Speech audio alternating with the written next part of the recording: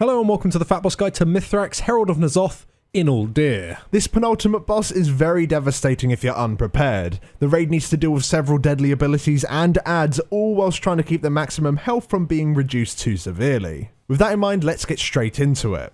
Now throughout the fight, the raid will be gaining stacks of annihilation when they're hit by certain mechanics. This debuff deals a small amount of ticking damage, whilst also reducing your maximum health by 1% per stack. When you generate annihilation stacks, you'll also spawn little orbs nearby. Running into these orbs removes 2 stacks of annihilation. So each time you do accidentally gain stacks, you'll want to remove them as soon as possible by gathering the orbs. One quirk with annihilation is that you will not always spawn enough orbs to remove all of the stacks you gained. As an example, if you gain 12 annihilation stacks, sometimes you'll only gain 5 orbs, leaving you with 2 stacks after you've gathered them.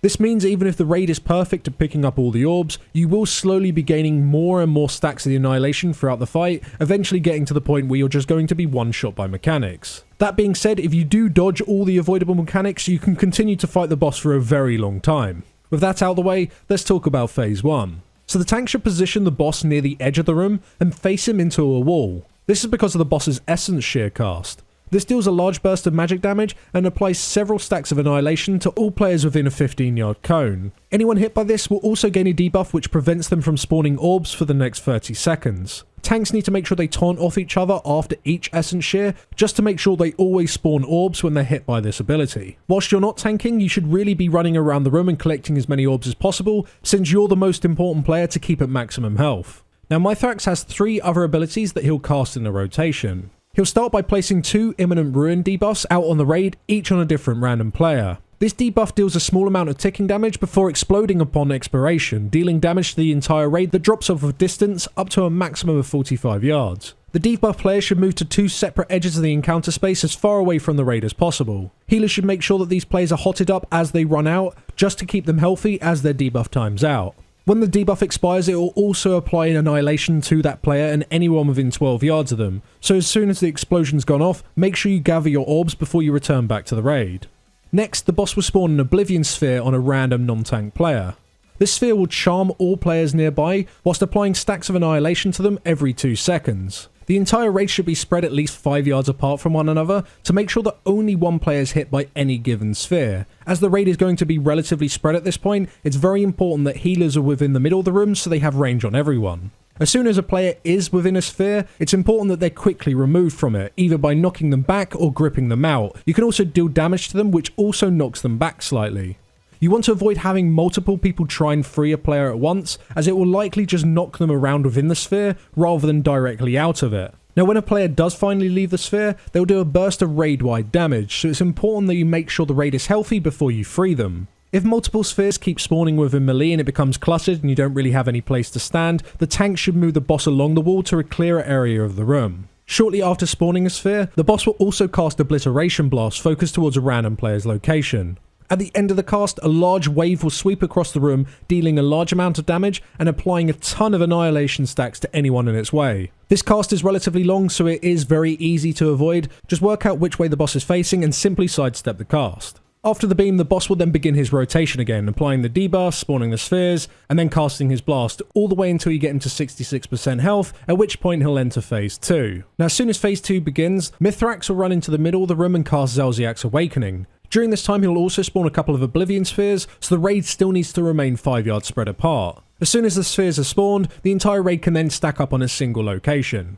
Now at the end of the Awakening cast, the boss will take 99% less damage and will do a burst of damage to the entire raid and apply 10 stacks of annihilation to everyone. People should quickly gather their orbs and then stack up ready to destroy the adds that spawn. You'll have 2 destroyer adds spawn, one on the east and one in the west. These adds need to be picked up by a tank each and kept apart, as they will buff each other with 80% less damage taken and 80% more damage done if they are within 40 yards of each other. You should bring one add to the raid whilst the other is kept out.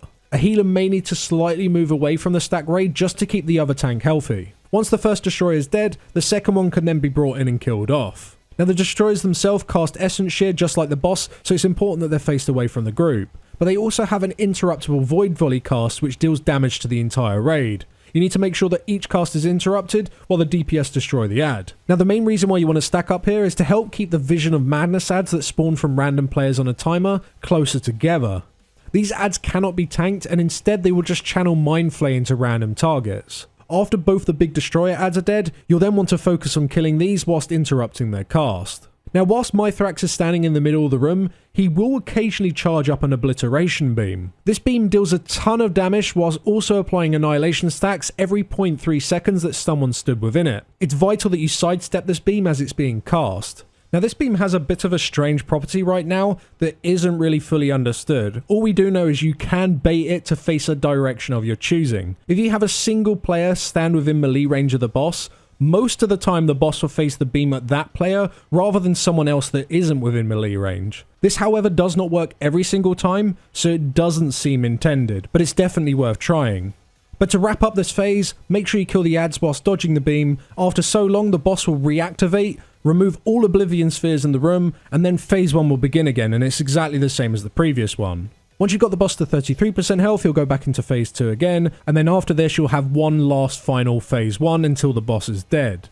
Now on Heroic, the boss will cast Essence Shatter at 20%, applying a raid-wide debuff which prevents you from generating orbs when you gain annihilation stacks. This pretty much ends up as a race to the finish, as the tanks will likely begin to die as they'll have very low health pools. Just save Bloodlust for this point and make sure you burn the boss off as soon as you possibly can. If you'd like to know more about this encounter and have handy notes and pictures to refer to during your raid, including spell tooltips, positioning maps and more, then do go check out our written work over on Wowhead. The link for that can be found in the description below. A big thanks to Discord for sponsoring this guide. The Discord overlay has been given some love, as you can now access and interact with text channels as well as the voice channels you use, all without having to tab out. This is great as now you can read the patch notes from the Wowhead newsbot, keep up to date on all the things going on in your guild, and check out the reminders we have for each and every old ear boss over on our Discord. A link for that can be found in the description as well. Enabling the overlay is very easy. Go into settings, then into games, make sure the overlay is enabled for WoW, then go into the overlay settings, enable the overlay and set a keybind and you are done and ready to go. Coming soon to the overlay is the ability to pin the text channels directly over the game you're playing, meaning that you don't even need to hit the overlay bind to keep an eye on your favourite channels. We'd also like to say a big thanks to all of our supporters over on Patreon. We really do appreciate your continued support. If you'd like to join this awesome group of people, a link to that can be found in the description below. A big thanks again for watching, guys, and we'll see you in the next one. Thanks for watching.